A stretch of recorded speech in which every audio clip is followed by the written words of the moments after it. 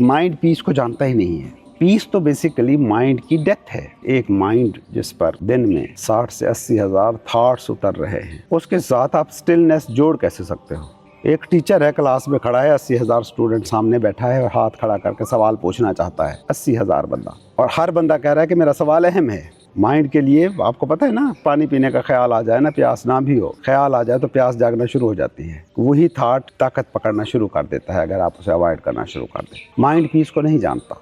Mind का बेचैन होना ना, उसका आपके चैन से कोई ताल्लुक नहीं है।